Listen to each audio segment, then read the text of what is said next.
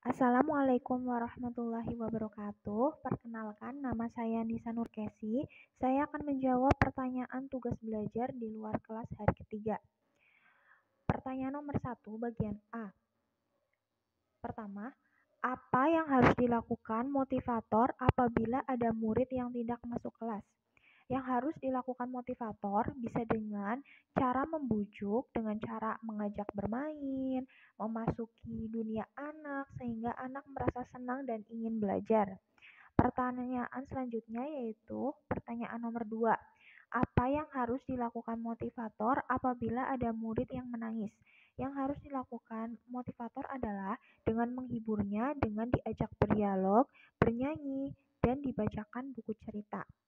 Pertanyaan nomor 3, apa yang harus dilakukan motivator apabila ada murid yang mengganggu murid lainnya? Yang harus dilakukan motivator yaitu menegurnya dengan bahasa yang halus dan memberitahu bahwa hal itu tidak baik, serta memberikan contohnya agar dapat dimengerti dan dipahami oleh murid. Pertanyaan selanjutnya yaitu pertanyaan nomor 4.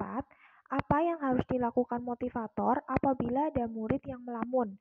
Yang harus dilakukan motivator apabila ada murid yang melamun yaitu dengan cara memberikan semangat dan reward agar anak fokus kembali. Pertanyaan nomor 1 bagian B. Apa saja tugas yang harus dilakukan motivator secara periodik setiap minggu? Tugas yang harus dilakukan motivator secara periodik setiap minggu yaitu melakukan evaluasi sesuai level dan membuat laporan tentang masalah yang timbul dalam proses belajar. Nomor 1 bagian C. Apa saja tugas rutin yang harus selalu dilakukan oleh motivator setiap hari? Yaitu yang pertama, pastikan kelas dalam keadaan rapih dan bersih. Pastikan alat atau bahan kegiatan sudah dipersiapkan sebelumnya.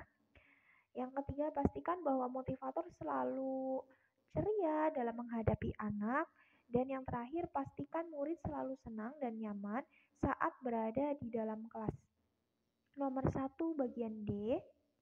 Bagaimana cara agar motivator mengetahui karakter dan kesukaan anak? Motivator dapat mengetahui karakter dan kesukaan anak dengan cara mengajak anak berdialog untuk menanyakan kegiatan atau kebiasaan sehari-harinya. Lanjut pertanyaan nomor 2 bagian A. Yang pertama, apa target, suasana, dan kegiatan di kelas Bimba A, I, U, E, O yang harus dicapai oleh motivator?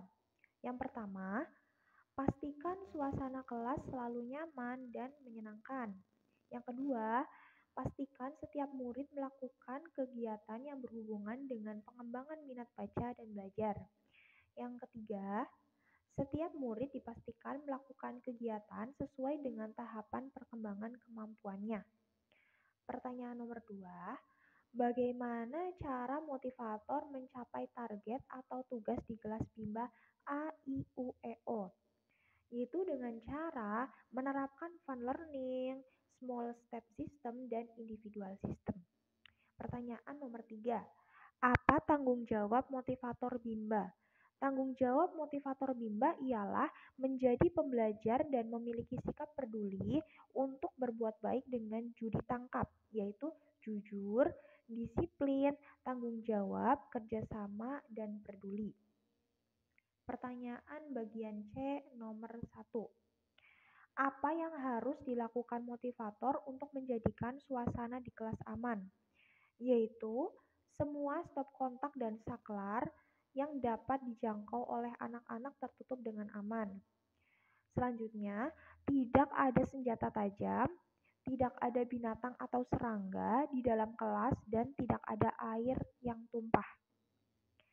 Pertanyaan nomor 2, apa yang dilakukan motivator untuk menjadikan suasana di kelas nyaman? Yang harus dilakukan adalah yang pertama, pastikan sirkulasi udara itu baik, motivator mengasihi dan menyayangi murid, serta yang ketiga adalah kegiatan dan kemauan belajar harus sesuai dengan kemampuan anak. Pertanyaan selanjutnya yaitu pertanyaan nomor 3. Apa saja yang harus dilakukan motivator dalam mengasihi dan menyayangi murid? Yang harus dilakukan motivator yaitu harus menerapkan senyum, sapa, salam, dan bersikap ramah serta riang gembira. Pertanyaan nomor 4, apa yang harus dilakukan motivator untuk menjadikan kegiatan bermain sambil belajar itu menyenangkan? Yang harus dilakukan motivator yaitu harus memvariasikan kegiatan bermain dan belajar seperti dengan cara bernyanyi, bercerita, serta mendongeng dan kegiatan utama lainnya. Pertanyaan selanjutnya adalah pertanyaan nomor 5. Apa yang harus dilakukan motivator untuk memastikan anak melakukan kegiatan yang berhubungan dengan minat belajar? Yang harus dilakukan motivator yaitu harus melakukan kegiatan dengan cara berdialog verbal kata, baca cerita, dan tebak-tebakan. Pertanyaan terakhir yaitu pertanyaan nomor 6. Apa yang harus dilakukan motivator untuk memastikan anak melakukan kegiatan sesuai dengan tahapan perkembangannya? Yang pertama yaitu kita harus menciptakan fun learning. Yang kedua, kita harus memahami konsep dasar variation skill.